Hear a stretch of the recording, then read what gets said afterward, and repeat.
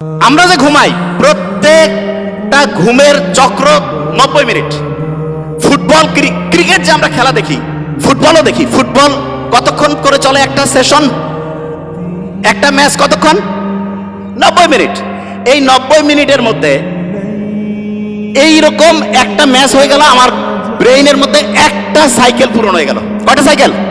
একটা। এবং প্রথম রাতে আমি যখন ঘুমাবো, প্রথম রাতে, তখন আমার ডিপ স্লিপটা বেশি হবে। কোন স্লিপ?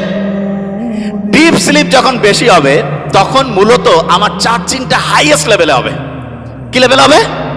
হাইয়েস্ট লেভেলে। আচ্ছা, যে জায়গায় আমি ছিলাম, প্রত্যেক স্টুডেন্টের মধ্যে আমার মনে হয় প্রত্যেক স্টুডেন্টের মধ্যে যে প্রশ্নটা আসছে, আমরা তাহলে ঘুমাবো ঠিক এশার নামাজের পরে, তাহলে আমাদের ব্রেইনের চার্জিংটা হবে 100 ওয়াটের। কত ওয়াট?